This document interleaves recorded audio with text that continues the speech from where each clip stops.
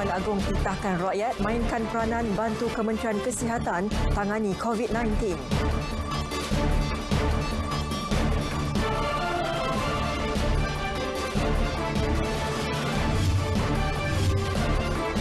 Lambakan ikan kembung di Kedah, nikmat beri jaminan kepada nelayan.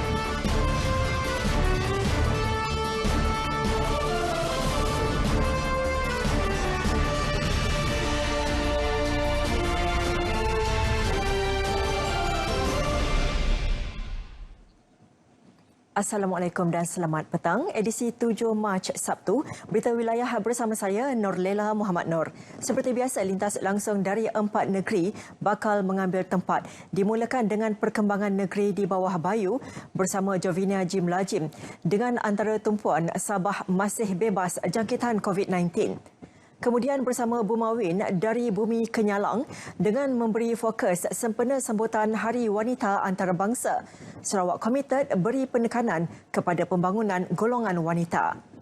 Menanti di Bumi Hang Tuah, Nur Syafina Sari antara laporannya cuaca panas dan kering di Melaka penyebab peningkatan kes kebakaran. Dan akhir sekali ke Selangor dengan antara lain, MPSJ terima aduan mengenai pokok bersama rakan setugas Nur Ashikin Abu Syari. Setia bersama Berita Wilayah.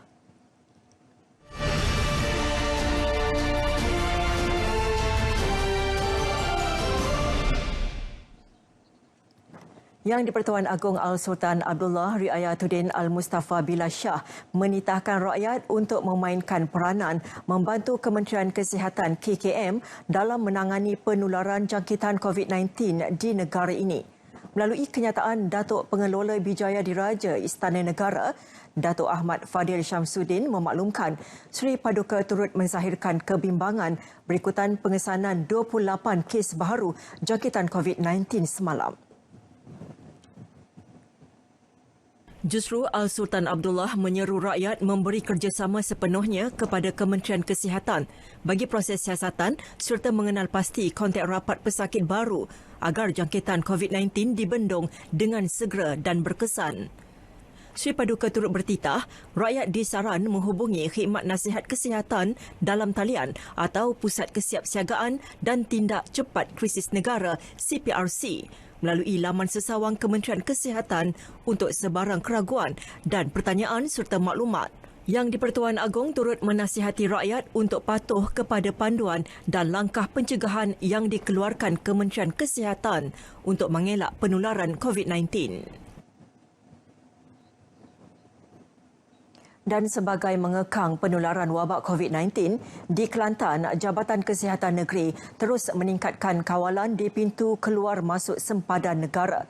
Saringan di 3 pintu masuk sempadan negara, masing-masing di Rantau Panjang, Pengkalan Kubur, Bukit Bunga dan Lapangan Terbang Sultan Ismail Petra LTSIP yang mempunyai penerbangan terus dari Singapura diperketat. Pengarah Kesihatan Negeri, Datuk Dr. Zaini Husin memaklumkan satu lagi alat pengimbas suhu badan diterima di Kompleks Imigresen, Kastam, Kuarantin Keselamatan ICQS Rantau Panjang. Sebelum ini 3 alat berkenaan ditempatkan di 3 pintu keluar masuk sempadan. Dan bagi negeri Kelantan, alhamdulillah setakat ini kita tidak ada lagi mencatatkan kes-kes positif. Walau macam pun kita di Kementerian Kesihatan, hospital swasta, USM juga telah memberi perhatian perkara ini. Bercakap di Kota Baru, beliau turut memaklumkan 26 kes PUI yang dikuarantin di Hospital Raja Perempuan Zainab II negatif COVID-19 selepas ujian saringan dijalankan. Bagi mana-mana individu yang baru pulang dari negara wabak, diingatkan untuk menjalani saringan di hospital atau klinik berhampiran. Penularan wabak COVID-19 diakui merencatkan industri pelancongan. Kelantan turut tidak terkecuali menerima tempias berkenaan. Bagaimanapun, kerajaan negeri optimis sektor berkenaan mampu menarik kehadiran pelancong domestik menerusi tawaran yang disediakan. Pengerusi Jawatan Kuasa Perpaduan Masyarakat, Kebudayaan, Warisan dan Pelancongan Negeri, Meja Bersara Datuk Mat Anizam Abdul Rahman menjelaskan pihaknya telah menyediakan pelbagai program pelancongan kepada kumpulan sasar. Selain promosi, alternatif lain termasuk promosi tiket penerbangan, lapangan terbang dan pertandingan seni budaya Kelantan seperti pertandingan WOW. Setakat ini target kita ialah 5.5 juta pelancong ya, pada akhir tahun 2020. Walau bagaimanapun pertengahan Januari hingga Mac ini kita di seluruh Malaysia memang terdapat kekurangan tempahan hotel dan sebagainya. Walau bagaimanapun pelancong-pelancong domestik di negeri Kelantan ini masih lagi kita menerima pelancong-pelancong domestik. Beliau menyatakan demikian selepas program Bicara Sastrawan Negara dan pelancaran buku terbitan DBP di Perbadanan Perpustakaan Awam Kelantan. Bagi mengelakkan penularan berita palsu, terutama menyentuh sensitiviti kaum, agama dan institusi diraja, masyarakat perlu membuat pengesahan secara menyeluruh sebelum mempercayai serta menyebarkan maklumat yang diterima. Penganalisis jenayah Kamal Effendi Hashim berpandangan lambakan berita palsu terutama dalam media sosial berpunca penulisan tidak bertanggungjawab sehingga menimbulkan panik dalam kalangan masyarakat. Masyarakat bergerak sebagai pemangkin bagi suatu perkara. Jika dibentukkan dengan perkara yang positif, maka yang seterusnya hasilnya pun positif. Tapi kalau masyarakat itu menggerakkan satu yang negatif atau satu yang tidak disahihkan, maka kecelaruan akan berlaku. Kekeliruan ini akan mendorong banyak perkara. Satu, kompromi kita terhadap keselamatan awam, ketenteraman, hubungan kaum, hubungan antara region, ya, bahagian-bahagian di Malaysia. Dan ini sudah tentunya akan menyebabkan satu keadaan yang tidak kondusif untuk semua orang. Kita janganlah cakap pasal ia akan menyebabkan ganggu kepada ekonomi. Itu perkara besar. Tapi perkara pokoknya, ya, ia perlu terdiri daripada masyarakat. Kesannya terhadap orang ramai pada satu-satu masa. Kesannya terhadap kita semua. Ini lebih penting untuk difikirkan terdahulu. Kemudian baru fikir kesan kepada sesebuah negeri, kesan kepada sebuah negara. Perkongsian kandungan bersifat palsu, jelik dan mengancam merupakan kesalahan di bawah Seksyen 233 Akta Komunikasi dan Multimedia AKM 1998. Bersua kembali, selepas tular lambakan ikan kembung hingga menjejaskan pendapatan nelayan, harga ikan berkenaan di Pasar Bisik Kota Kuala Muda Kedah meningkat semalam hingga RM2 sekilogram. Peningkatan mendadak harga ikan itu akui Pengerusi Persatuan Nelayan Kuala Muda, Muhammad Kamal Abidin, berikutan tindakan pembeli yang membantu nelayan. Pasar berkenaan diserbu pembeli bagi mendapatkan ikan segar hasil tangkapan nelayan. Hari ini situasi serupa di Pasar Bisik. Sebelum ini tular, harga ikan kembung di utara tanah air dijual pada harga murah sehingga 50 sen sekilogram berikutan jumlah tangkapan yang banyak.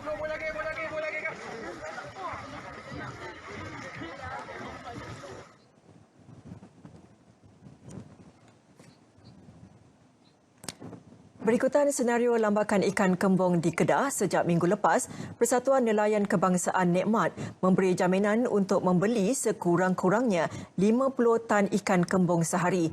Ikan segar berkenaan, kata Pengerusi Abdullah Hamid Bahari, untuk pasaran di Lembah Kelang dan Putrajaya.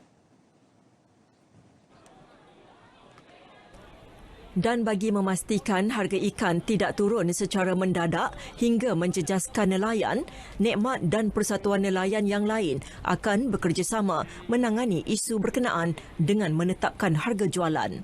Berbelas-belas lori kita telah mula datang kemarin untuk kita ambil di Kuala Muda apa semua. Tetapi disebabkan mungkin hari Jumaat nelayan-nelayan tidak turun ke laut secara keseluruhannya, tapi hari ini kita jangka ikan-ikan kembali ada lambakan dan sebagainya. Kita berharap semua terutamanya pengguna-pengguna boleh beli datang sendiri.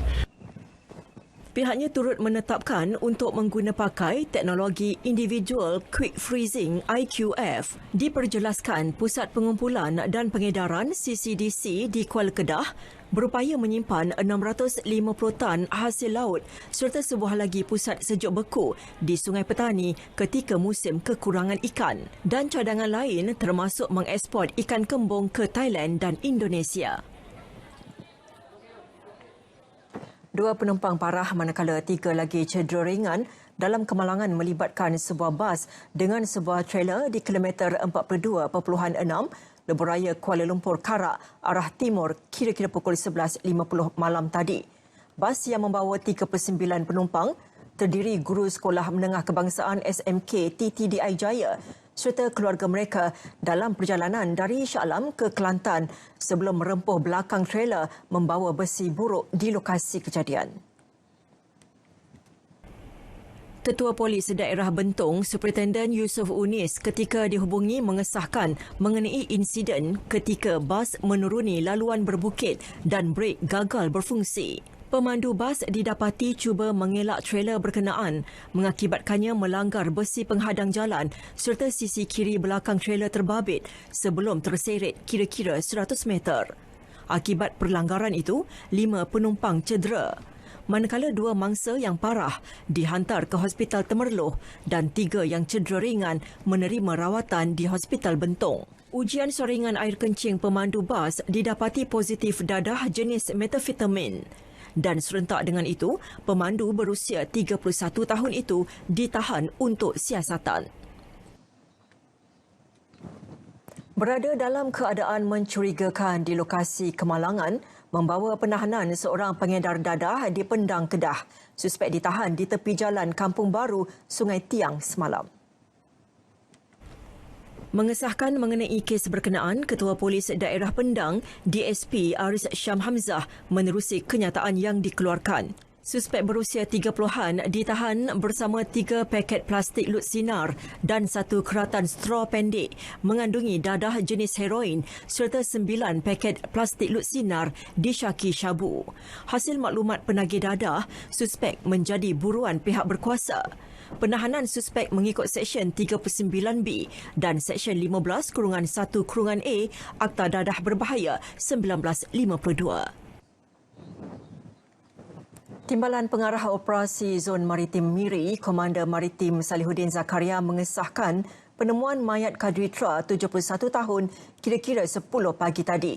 Mangsa yang merupakan nelayan dilaporkan hilang sejak Rabu lepas. Mayat ditemukan terapung kira-kira 8 batu nautika dari Pantai Lutong oleh pekerja kapal pengangkutan berhampiran pelantar minyak. Beliau berkata demikian selepas menghadiri program sambutan Hari Ulang Tahun Maritim ke-15 di Jeti Marina Bay, Miri. Rabu lepas, mangsa keluar memancing seorang diri di perairan Kuala Bakam sebelum dilaporkan hilang pukul 5.09 pagi Khamis.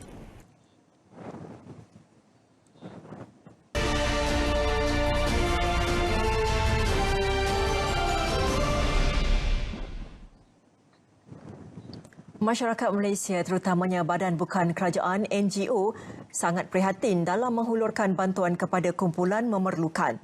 Penglibatan itu secara tidak langsung membantu meringankan beban terutamanya masyarakat luar bandar. Seperti di Perlis, Persatuan Perlis Volunteer Action Community PVAC terus aktif membantu kumpulan sasar. Laporan Sofi Syamsuddin.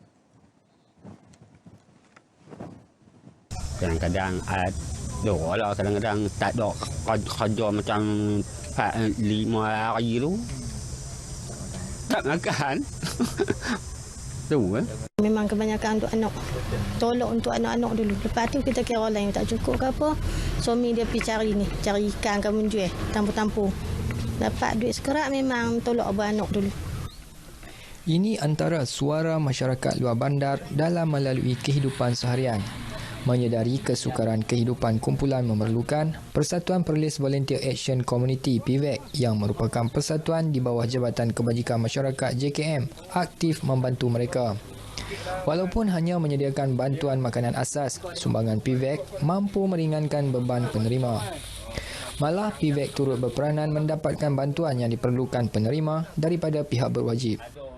Jadi kami ambil maklumat dia, jadi kami sampaikan maklumat tu kepada JKM.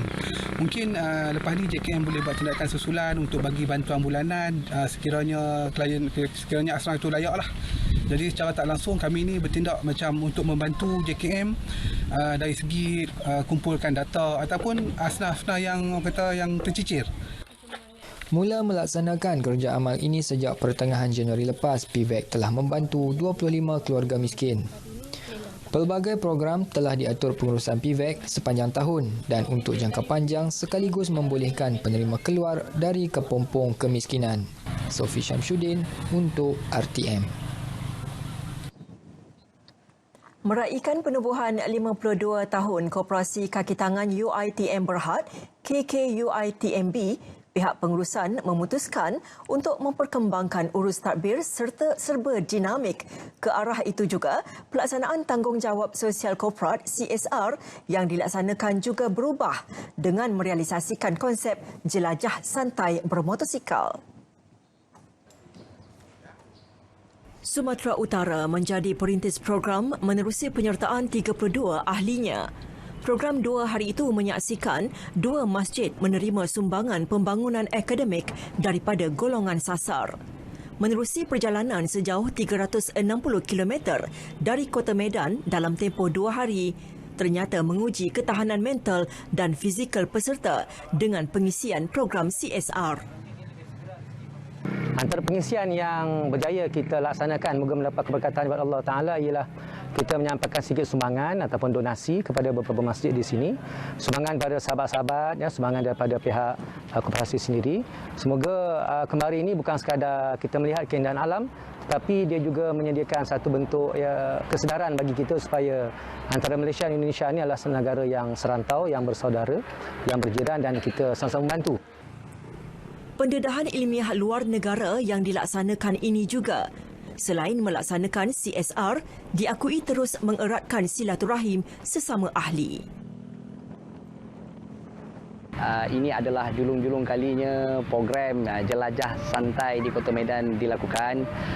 Selain memberikan manfaat kepada anggota dari segi simpanan, mereka juga berkesempatan melakukan program-program CSR seperti menyampaikan sumbangan derma kepada warga setempat di Kota Medan.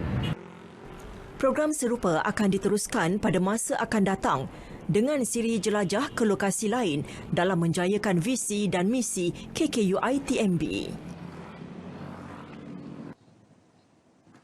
Selari aspirasi Kerajaan Negeri Johor dalam memberi perhatian pembangunan secara holistik, menyaksikan evolusi penaiktarafan pihak berkuasa tempatan, PBT Pengerang kepada Majlis Perbandaran Pengerang MPP. Melalui penaiktarafan itu juga berupaya merealisasikan Pengerang sebagai bandar pintar. Menteri Besar Datuk Insinyur Hasni Mohamad berpandangan kemajuan serta pembangunan perlu seiring dengan potensi ekonomi dan penduduk sesebuah daerah. Seperti di Pengerang, kewujudan Kompleks Petroleum Pengerang PIPC ini telah menjadi nadi penjana ekonomi kawasan ini.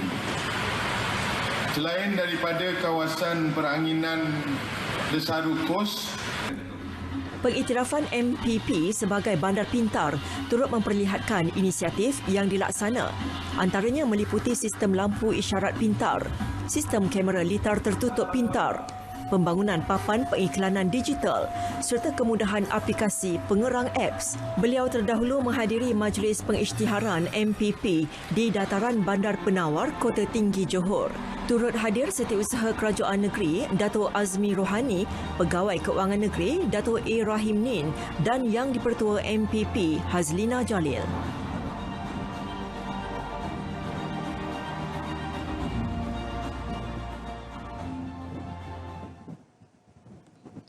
Baiklah, bagi mengikuti cuaca semasa langsung ke Jabatan Meteorologi bersama pegawainya Muhammad Nafizi Mat Nafia di sana. Silakan Fizi. Assalamualaikum dan salam sejahtera. Kita mulakan laporan pada petang ini dengan melihat keadaan cuaca semasa. Didapati hujan dan ribut petir kini sedang berlaku di hampir kesemua negeri-negeri di sekitar Semenanjung sejak tengah hari tadi, kecuali di sekitar utara negeri Kedah dan juga Perlis. Dan keadaan hujan yang lebat ini dijangka mampu untuk berterusan selama 1 sehingga 2 jam. Namun hujan tetap dijangka akan berlaku di sekitar pendalaman negeri Pahang dan juga di negeri Selangor pada lewat malam nanti. Kita teruskan lagi dengan melihat tinjauan cuaca untuk negeri Sabah dan Sarawak. Situasi yang berbeza dilihat bagi negeri Sabah apabila cuaca kini cerah bagi hampir kesemua bahagian untuk negeri berkenaan. Manakala bagi negeri Sarawak pula, cuaca dilihat cerah bagi bahagian-bahagian di sekitar barat negeri Sarawak. Namun hujan dilihat berlaku di hampir kesemua bahagian di sekitar utara negeri berkenaan. Keadaan hujan ini dijangka mampu untuk berlanjutan juga sehingga malam nanti. Sekian dahulu info cuaca buat kali ini. Sebelum berpisah, kita saksikan ramalan cuaca bagi bandar-bandar utama di seluruh negara. Assalamualaikum dan salam sejahtera.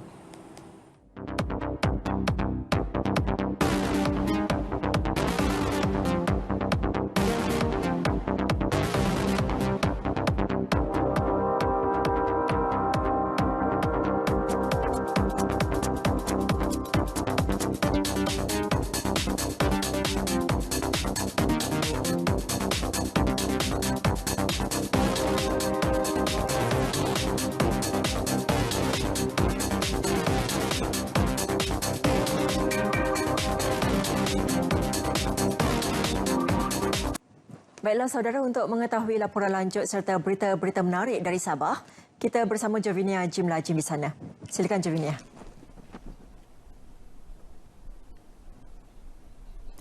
Nurlela, terima kasih. Salam sejahtera. Sabah masih bebas jangkitan COVID-19. Setakat hari ini berdasarkan keputusan ujian makmal terhadap 12 kes individu disahkan negatif. Kenyataan Kementerian Kesihatan dan Kesejahteraan Rakyat Sabah memaklumkan angka kumulatif kes COVID-19 di negeri ini mencatatkan 138 kes dengan orang dalam kalangan kes individu sedang disiasat PUI. Daripada jumlah itu, 106 disahkan negatif. Kesemua kes melibatkan 50 warga Cina, 82 rakyat Malaysia, seorang masing-masing warga Filipina, Jordan, Myanmar, Bangladesh, Korea dan Hong Kong. Kesemua mereka berusia antara 2 hingga 69 tahun. 40 pasukan klinik bergerak di bawah Jabatan Kesihatan Negeri Sabah JKNS akan beri perkhidmatan outreach kesihatan kepada masyarakat luar bandar. Menurut Menteri Kesihatan dan Kesejahteraan Negeri Datuk Frankie Poon Beng Foong, beliau berharap agar ia dapat memberi manfaat kepada penduduk luar bandar khususnya dalam aspek penjagaan kesihatan. Antaranya pasukan perkhidmatan Doktor Udara Kota Kinabalu, pasukan klinik bergerak Bot di Kinabatangan dan Semporna, pasukan klinik bergerak darat dan air serta pasukan klinik bergerak darat. Turut terlibat pasukan klinik bergerak air dan pasukan klinik bergerak bas Keningau. Jelasnya ketika berucap dalam Karnival Kesihatan Awam Peringkat Negeri Sabah di Kompleks Sukan Likas Kota Kinabalu. Majlis julung kali diadakan ini antara lain bertujuan mempromosi perkhidmatan penjagaan kesihatan yang kurang diketahui orang ramai. Ia juga untuk mendedahkan orang awam tentang aset-aset yang digunakan dalam perkhidmatan berkenaan. Selepas 6 bulan menerima latihan asas konstable di Pusat Latihan Polis Kota Kinabalu bermula September lepas, 248 pelatih polis diraih. Upacara perbarisan tamat program latihan asas kepolisan PLAK Bil 24 Siri 8 2019 di Ibu Pejabat Polis Kontingen IPK Sabah menyaksikan kesemua mereka masing-masing merupakan 134 anak Sabah, 28 Sarawak dan 86 daripada Semenanjung Malaysia. Sepanjang tempoh latihan, kata Ketua Polis Selangor, Datuk Nur Azam Jamaluddin, kesemua pelatih diberi latihan serta pembelajaran berkaitan undang-undang, kawat, penggunaan senjata api, seni mempertahankan diri dan beberapa elemen asas kepolisan lain. Pelatih-pelatih ini mereka memang telah diterapkan dengan disiplin yang tinggi, menghormati undang-undang, semua kita terapkan. Supaya mereka bila keluar, mereka bersikap profesional dan tahu macam mana untuk berhubung dan berhadapan dengan orang awam. Seiring dengan tuntutan PDRM, kesemua mereka diterapkan dengan pengetahuan agama serta kaunseling dalam membina sahsiah diri dan modal insan. Datuk Nur Azman berucap menyempurnakan Majlis Pembarisan Tamat Latihan Program Asas Kepolisan PLAK DIPK Kota Kinabalu.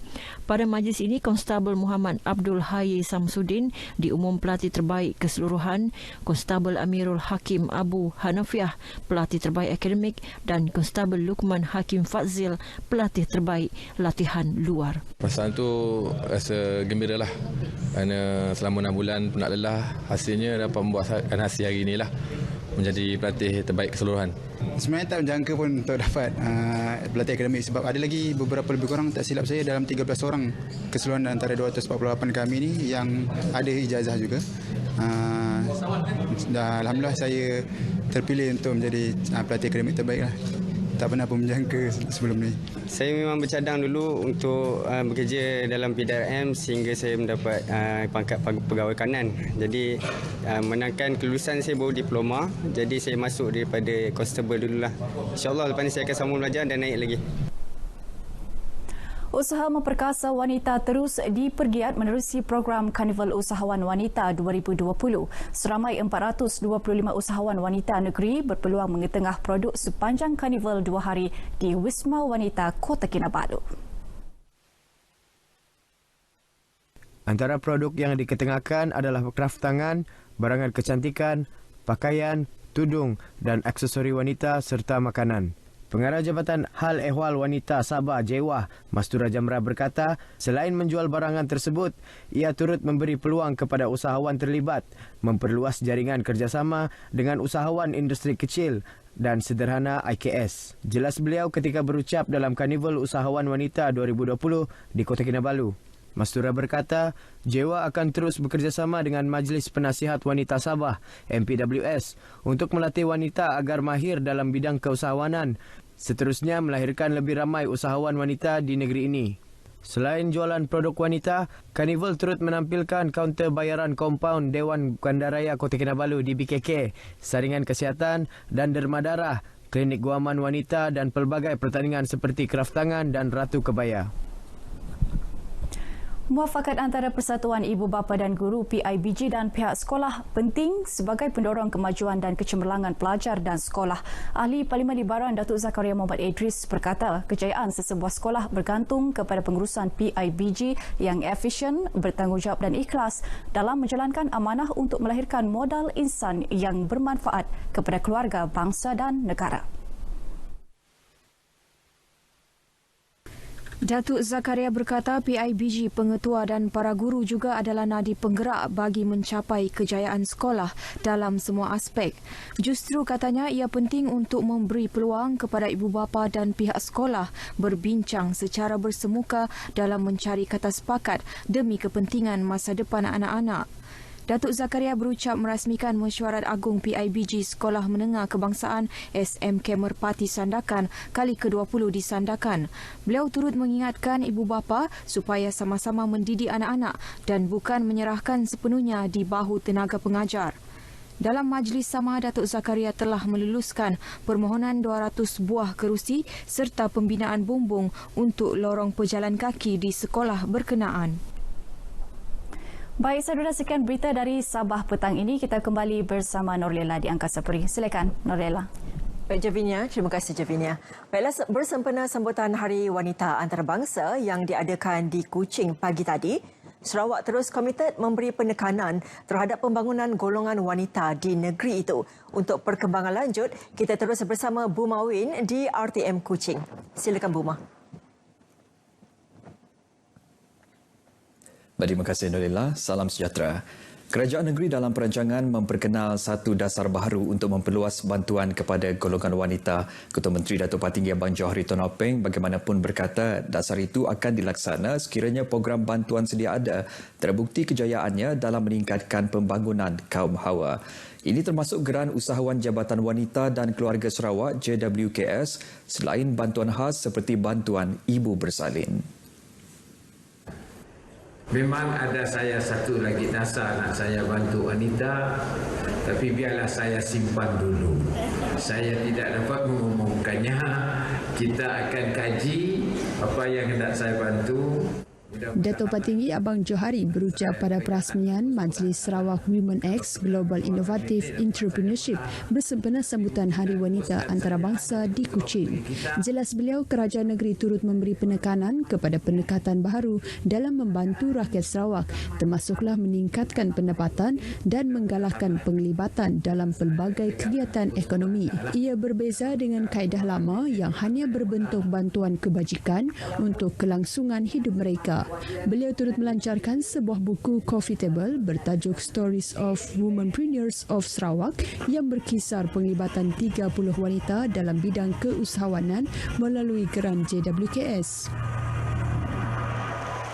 Pada majlis sama, Menteri Kebajikan, Kesejahteraan Komuniti, Wanita, Keluarga dan Pembangunan Kanak-kanak Datuk Seri Fatimah Abdullah memaklumkan sebanyak 17,000 keping kenyalang Gold Card KGC telah siap dicetak untuk diagihkan. Jelas beliau, kerajaan negeri telah meluluskan peruntukan sebanyak RM24.49 juta untuk penggunaan kad berkenaan kepada warga emas berumur 60 tahun ke atas. Pemegang KGC akan menikmati kemudahan berbentuk diskaun, rebat atau yuran percuma untuk barangan dan perkhidmatan yang ditawarkan oleh agensi kerajaan, pihak swasta dan pusat komersial yang menjadi rakan strategik KGC. Selain itu, mereka juga akan menikmati faedah bantuan ihsan kematian berjumlah RM3,000 untuk membantu pengurusan jenazah. Setakat Rabu lalu, kementeriannya telah menerima lebih 130,000 permohonan KGC, 4,000 daripadanya tidak dapat diproses kerana permohonan tidak lengkap.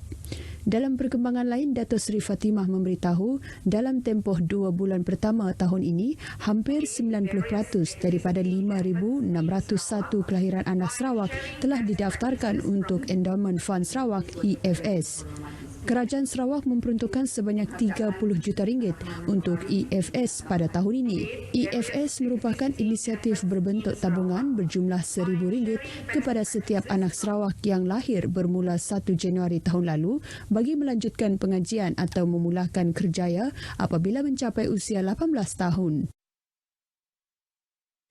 Jabatan Kerja Raya JKR Sarawak dipuji kerana inisiatif mengadaptasi konsep pendigitalan dalam pengurusan projek. Ketua Menteri Datuk Patinggi Abang Johari Tun Apeng berkata ia amat bertepatan dalam memastikan JKR terus memberi penyampaian perkhidmatan yang efisien dan efektif kepada rakyat.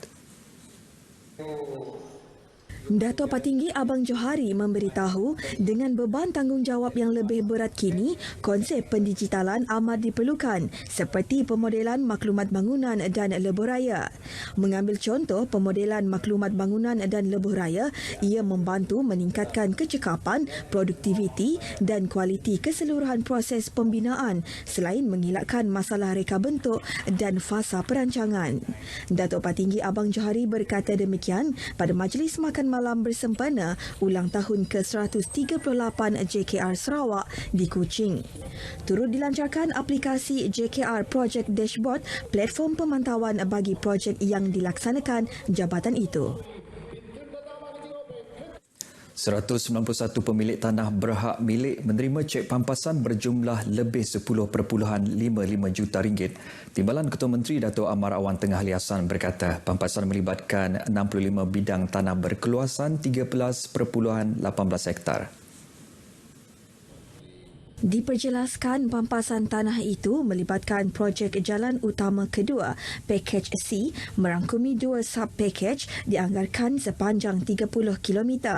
Kerja naik taraf 2 lorong kepada 4 lorong ini juga melibatkan jalan Kelupu ke jalan Tanjung Genting sehingga ke Jambatan Lanang. Hasrat kerajaan untuk membangun negeri, saya percaya akan dapat dicapai.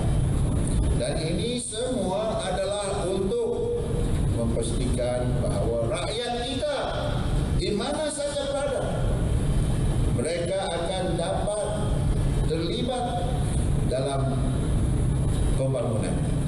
Beliau yang juga Menteri Pembangunan Bandar dan Sumber Asli kedua turut memberitahu pembayaran pampasan tanah itu juga akan turut meningkatkan harga tanah di kawasan berkenaan. Jabatan Tenaga Kerja JTK Sarawak dan JTK Sabah buat julung kalinya berkolaborasi mengadakan jelajah kerjaya Transmonio yang akan bermula 14 Mac ini di Miri. Ketua Bahagian Perkhidmatan Pekerjaan JTK Sarawak Asmarina Othman berkata, lebih 100 majikan akan menyertai jelajah kerjaya tersebut di 4 lokasi termasuk Miri. 3 lokasi lain ialah Lawas 16 Mac, Beaufort dan Kota Kinabalu Sabah masing-masing pada 18 dan 19 Mac. Kerana tujuan utama kita nak rakyat setempat mendapat perkhidmatan yang ditawarkan oleh Kementerian Sumber Manusia secara keseluruhannya. Jadi di setiap tempat tu juga kita akan jemput juga pejabat kesihatan untuk buat saringan kesihatan, sebab sekarang ni dengan keadaan kita perlu berjaga-jaga berhati-hati. Asmarina ditemui pemberita pada program Mini Karnival Kerjaya bahagian Samarahan di Dewan Kampung Tambirat Asajaya Kota Samarahan. Mengulas mengenai sasaran JTK Sarawak, katanya sebanyak 25 program termasuk Mini Karnival dan Jelajah Kerjaya dirancang dengan menyasarkan 15,000 kekosongan jawatan ditawarkan. Untuk rekod sepanjang Januari hingga Oktober tahun lalu, JTK Sarawak berjaya mengadakan 25 program kerjaya melibatkan 320 majikan dan 3,000 orang berjaya mendapat pekerjaan melalui program berkenaan. Baik, sekian dahulu paparan berita dari Sarawak. Terus ikuti perkembangan berita wilayah petang ini bersama Norlela di Angkasa Puri. Silakan Lela. Baik, Bu Mawin, terima kasih. Baiklah, keadaan cuaca panas dan kering di Melaka ketika ini antara penyebab berlakunya peningkatan kes kebakaran di negeri berkenaan. Justru masyarakat dinasihat untuk mengelakkan pembakaran terbuka. Untuk itu kita terus saja bersama Nur Syafinasari di sana. Silakan Syafinas. Terima kasih rakan penyampai di Angkasa Puri. Sebanyak 768 kes kebakaran direkodkan Jabatan Bomba dan Penyelamat JBPM Melaka bagi tempoh Januari hingga 5 Mac tahun ini. Ia meningkat berbanding 545 kes kebakaran dalam tempoh yang sama tahun lalu. Pengarah JBPM Melaka, Abu Obaidat Muhammad berkata, sepanjang tempoh itu purata panggilan kecemasan melibatkan kebakaran adalah kira-kira 40 panggilan sehari. Jelasnya, kes kebakaran terbuka melibatkan belukar, hutan, kebun dan sampah sarap berlaku disebabkan faktor antaranya cuaca panas dan kering selain dibakar secara sengaja. Tahun ini 2020 kita telah terima 1,089 panggilan. Ini bermakna ada berpuluh kali ganda dah ni panggilan ni. Dan kesemua panggilan ni adalah berpunca daripada kebakaran hutan, sampah dan belukar-belukar. Ada 2-3 kebakaran besar yang melibatkan apa belukar ni. Satu yang berlaku di Bukit Beruang. Beliau berkata walaupun catuan bekalan air di Melaka tidak memberi kesan besar dalam usaha memadam kebakaran, namun perbuatan membakar secara terbuka itu secara tidak langsung menyebabkan pembaziran air. Bercakap kepada RTM di Bukit Katil, beliau menasihati orang ramai untuk mengelak pembakaran terbuka khasnya dalam keadaan cuaca panas dan kering ketika ini. Untuk sebarang kes kecemasan berkaitan kebakaran, penyelamatan dan tugas-tugas khas, orang ramai boleh menghubungi pihak bomba di talian 999. Tidak perlu risau jika melihat petugas kesihatan memakai sut pelindungan badan ketika menjalankan tugas sama ada di hospital atau di tempat terbuka. Menurut Pengarah Kesihatan Negeri, Dr. Ismail Ali, ia merupakan langkah utama yang perlu dipatuhi pegawai kesihatan sebelum melakukan sebarang prosedur pemeriksaan dengan pesakit. Tegasnya, masyarakat juga diminta untuk tidak menularkan sebarang berita yang tidak sahih bagi mengelak tercetusnya situasi panik. Jadi ini menggambarkan kerisauan masyarakat mengenai peningkatan kes ni agak ketara lah dengan kita lihat kerisauan tu ditunjukkan dengan viral dan juga mungkin pelbagai luahan melalui saluran media sosial. Jadi bagi kita Jabatan Kesihatan di Melaka, kita ingin menekankan Kementerian Kesihatan sudah siap siaga tu daripada awal tahun. Setakat ini katanya tiada sebarang kes COVID-19 yang direkodkan di negeri ini. Namun, beliau meminta orang ramai untuk menjaga kesihatan dengan mengikuti langkah-langkah pencegahan yang diwar-warkan seperti membasuh tangan menggunakan air dan sabun atau cecair pembasuh tangan selain memakai topeng muka jika sedang mengalami batuk dan selsema. Dr. Ismail turut mengingatkan masyarakat untuk mengelak sebarang kontak dengan pesakit yang mengalami gejala demam, batuk dan selsema. Susulan keadaan cuaca kering berterusan sehingga kini, Melaka bakal meneruskan bekalan air berjadual fasa 3 bermula 10 Mac ini. Dalam kenyataan yang dikeluarkan Syarikat Air Melaka Berhad SAMB, menyatakan jadual itu akan membabitkan kawasan Zon 2 dengan tambahan 20% pengguna di daerah Alur Gajah. Keadaan itu jelas menimbulkan kebimbangan rakyat yang berharap penyelesaian terbaik terhadap isu ini dapat diselesaikan dengan segera. Masa tutup lah, nak macam mana kita di sini nak basuh pinggan, nak memasak kan. Kalau kita buat benda kotor-kotor, customer komplain. Jangan lagi ambil jalan lintas, baik tutup je lah kan. Kalau customer dah komplain, harapan biarlah dapat air masalah lain dapat diatasi lah segera kan. Kita sini cari makan macam ni, kalau air tak ada, putus air, memang tak tahu nak cakap apa. Saya minta lah pihak Syarikat Air Melaka dan Kerajaan Negeri segerakan apa untuk saluran air ni untuk apa orang kampung lah. Menyusahkan, ada pun menyusahkan orang ke? Orang kampung ni menjaga apa kan, tak ada air. Berkenaan air Melaka ni, dia dah masuk nampaknya dah sebulan lebih ni. Tapi apa boleh buat, ini kena bukan kehendak kita. Kita harap tak ada berlanjutan pada kita ni. Kalau boleh dia janji nak buka air, lepas tu air tiba-tiba tak ada. Pukul 10 pagi dia kata ada air, pukul 12 baru ada air. Kalau boleh secepat mungkin dapat selesaikan air ni. Kesian dekat ibu bapa yang anak ramai ni semua. Sebab diorang berusaha payah pagi-pagi nak mandikan, nak simpan air. Terdahulu, Kerajaan Negeri memulakan bekalan air berjadual fasa 1 bermula 29 Januari lalu diikuti fasa 2 pada 23 Februari lalu. Dalam pada itu, tinjauan RTM di empangan utama negeri itu mendapati paras air semakin menyusut serta membimbangkan. Sekian paparan berita dari Bumi Hang Tuah. Kembali semula ke Angkasa Puri. Baik, Syafina langsung dari Melaka. Terima kasih. Dan akhir sekali lintas langsung negeri-negeri kita ke Selangor Darul Ihsan bersama Nur Ashikin Abu Syari di sana. Jadi teruskan Ashikin. Baik, terima kasih Nur Lela di studio Angkasa Puri. Sepanjang tahun lepas, Mesin Pendaraan Subang Jaya MPSJ menerima 3,752 aduan berkaitan pokok. 35% daripada aduan tersebut berkenaan ketinggian pokok dengan rata-rata penduduk tidak selesa dengan ketinggian pokok berikutan faktor keselamatan. Mengambil maklum aduan berkenaan, Timbalan Pengarah MPSJ Farizal Abdul Rashid memberitahu satu kursus telah diadakan bagi memberi pendedahan tahap kecekapan dalam penyelenggaraan LASCAP dan pokok kepada kontraktor. Dan kita memberikan pendedahan kepada langkah-langkah keselamatan. Kita sedia maklum bahawa kalau kita nak trim pokok macam mana, kita kena buat barricade ke, kita kena buat mesin yang sesuai, pakai sekali dan sebagainya. Itu yang ilmu-ilmu yang kita perlu dedahkan pada kontraktor. Kadang-kadang mereka tahu tapi dah lupa dan sebagainya. Ini menyebabkan isu keselamatan. Pokok itu sendiri satu hal, tapi orang yang menguruskan menyara pokok ni pun harus didedahkan ilmu-ilmu keselamatan lah. Katanya kursus itu juga mampu meningkatkan kesedaran kontraktor mengenai keselamatan serta kesihatan di tapak kerja. Berkata demikian selepas majlis penutup kursus penyelenggaraan pokok ameniti MPSJ 2020 di MPSJ Subang Jaya. 1,770 permit Bazar Ramadan dikeluarkan Majlis Mari Raya Shah Alam MBSA tahun ini.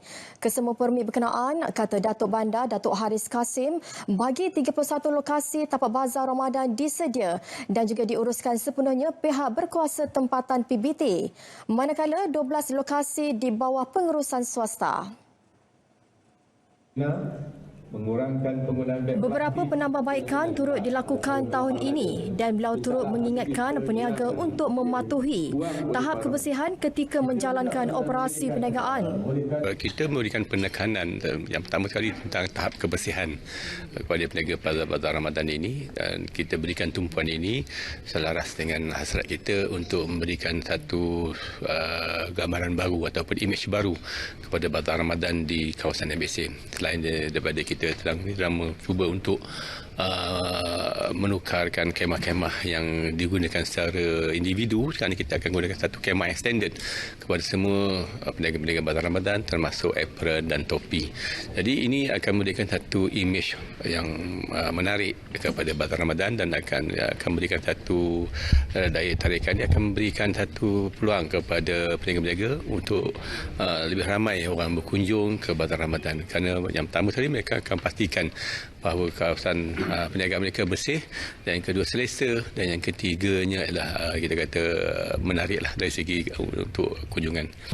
Serentak dengan itu juga beliau memaklumkan kesemua peniaga dan pembantu diwajibkan untuk mendapatkan suntikan anti-typhoid TY2 serta menghadiri kursus pengendalian makanan. Beliau berkata demikian pada majlis penyerahan permit Bazar Ramadan sempena Ramadan 1441 Hijrah di Auditorium MBSA Shah Alam.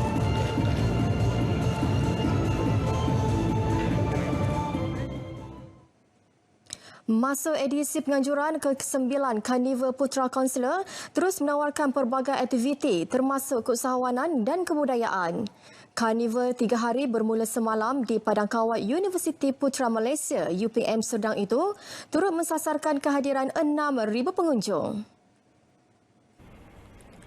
Pengerusi Majlis Jemaah Pengetua UPM Profesor Madya Amini Amil Abdullah yakin karnival anjuran Majlis Perwakilan Kolej Kaunselor ini mampu menarik kehadiran golongan muda memandangkan UPM medium pelajar terutamanya dalam jurusan keusahawanan. Dan sesungguhnya program yang seumpama ini memupuk semangat kerjasama berpasukan, pemikiran kritis, kemahiran berorganisasi dan juga perancangan yang teliti melibatkan puluhan ribu ringgit dari segi pembelanjaan. Dan itu bukan satu jumlah yang kecil. Dan dari sinilah pelajar dipupuk kemahiran berorganisasi, kerjasama berpasukan dan juga untuk merealisasikan sesuatu aktiviti yang telah mereka rancang sejak sekian lama, sejak tahun lalu lagi. Beliau terdahulu merasmikan Karnival Putra Consular malam tadi di Serdang. Zombie Run, Kermara Basikal, Futsal, kempen demo darah dan kempen kuasa beli musim Nusantara antara aktiviti yang disediakan sepanjang penganjuran Karnival. Kira-kira 200 kaki tangan RTM menyertai Sukan Tara Kelab RTM 2020. Pelbagai aktiviti sukan dipertandingkan dengan Kelab Rekreasi RTM Kajang sebagai tuan rumah. Program merupakan anjuran bersama Kelab Sukan dan Rekreasi RTM Angkasa Puri, Badan Kebajikan dan Sosial Produksi Radio dan Kelab RTM Negeri Sembilan. Di mana dengan adanya sukan ini kita dapat menyeratkan lagi hubungan dan kerjasama di antara ahli-ahli kelab, dan juga kita juga menyahut suruhan kerajaan supaya rakyat Malaysia ni menjalani gaya hidup yang lebih sihat, cergas dan dinamik. Program disempurnakan Timbalan Ketua Pengarah Operasi Jamil Seman di RTM Kajang. Dalam ucapannya, beliau mengingatkan warga RTM menjaga kesihatan masing-masing, terutamanya ketika COVID-19.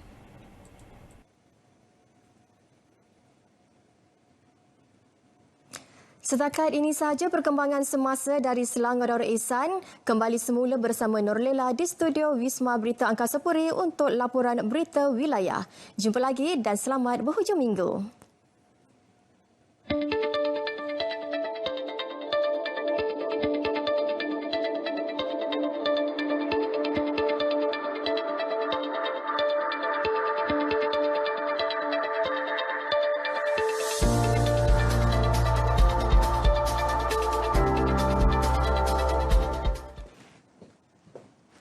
Bersua kembali. Berdasarkan laporan Euromonitor International, Kuala Lumpur berada pada kedudukan ke-9 dalam senarai bandaraya dunia paling dilawati pada 2017. Di peringkat rantau pula, portal tempahan perjalanan Agoda menyenaraikan Kuala Lumpur sebagai bandar ketiga paling menjadi pilihan di Asia. Meski secara geografinya ia tidak sebesar negeri-negeri lain, Kuala Lumpur menawarkan pelbagai destinasi unik yang menjanjikan pengalaman menarik. Sempena tahun melawat Malaysia TMM 2020, wartawan Tun Julia Muhammad Tahir mengunjungi antara tarikan tersebut.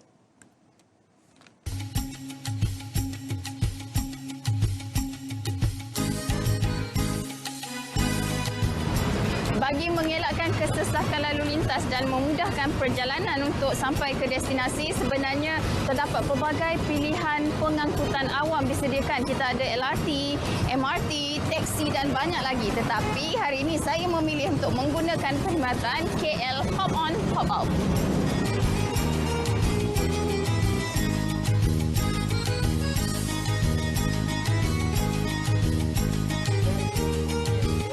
Tidak dinafikan, Kuala Lumpur adalah destinasi terbaik di Malaysia untuk aktiviti membeli belah. Sama ada barangan berjenama atau yang boleh diborong, fashion terkini atau gadget terbaru di pasaran, semuanya boleh didapati di Kuala Lumpur. Namun bagi yang ingin lari daripada kesibukan dan keriuhan ibu kota, Taman Ekorimba Kuala Lumpur adalah salah satu destinasi yang wajar dikunjungi. Berusia lebih 160 tahun, ia terletak di dalam hutan simpan Bukit Nanas. Beberapa kemudahan disediakan kepada pengunjung di kawasan hutan yang dibuka setiap hari bermula 7 pagi hingga 6 petang itu. Ia termasuk padang permainan dan kawasan perkemahan. Siapa sangka di tengah-tengah bandar Kuala Lumpur ini masih terdapat hutan tropika seperti Taman Ekorimba KL ini yang berada di hutan simpan Bukit Nanas. Untuk pengetahuan, hutan simpan Bukit Nanas ini merupakan hutan simpan tertua di Malaysia. Tapi yang paling menarik perhatian saya apabila berada di sini, selain dapat melihat keindahan flora dan fauna di sekeliling kita, pada masa yang sama juga kita dapat melihat deretan bangunan pencakar langit. Dan salah satu darinya adalah Menara KL.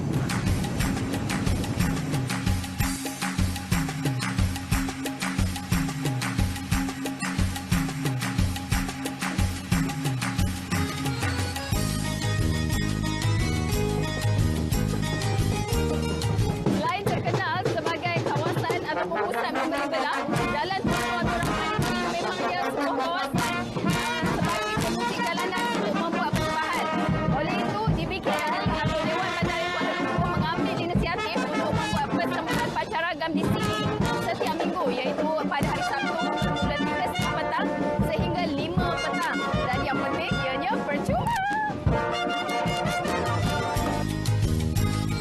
Bandaraya ini mempunyai beberapa masjid dengan struktur pembinaan yang unik dan moden, antaranya Masjid Jamek, Masjid Negara dan Masjid Wilayah Persekutuan. Kuala Lumpur juga memiliki sebuah muzium kesenian Islam berhampiran Masjid Negara yang menempatkan lebih 7,000 artifak Islam, termasuk bahan pameran yang jarang ditemui.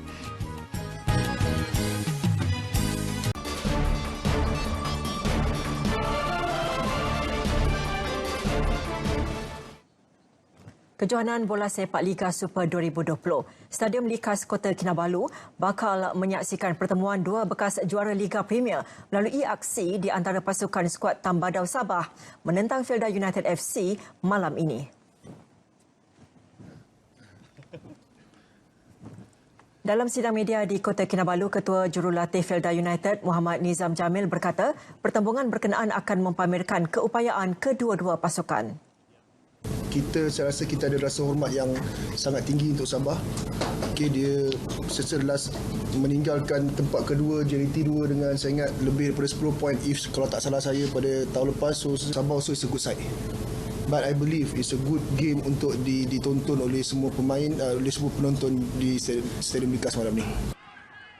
Sambil meletakkan sasaran berada di ranking ke-5 atau 6 Liga Super, Naib Presiden 1 Felda United, Fakhrul Razi Muhammad Habib menjelaskan Felda United akan kembali meletakkan objektif penubuhan dengan mengetengahkan anak Felda sebagai bakat dalam pasukannya.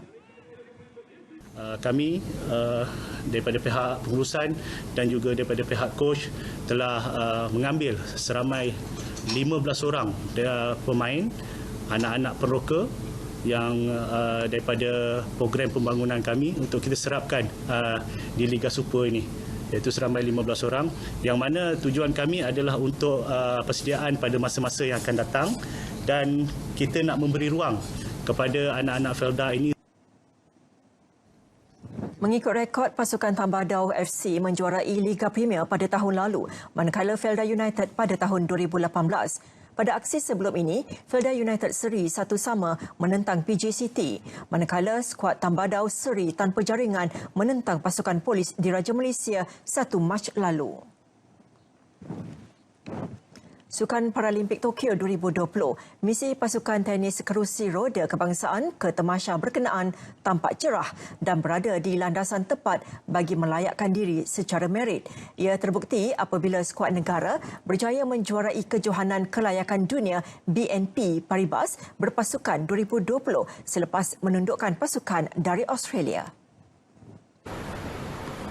Presiden Persatuan Tenis Kerusi Roda Malaysia WTM Muhammad Iqbal Sulaiman berkata ini merupakan kejayaan penuh bersejarah untuk persatuan itu selepas hampir 2 tahun gagal merangkul kejuaraan.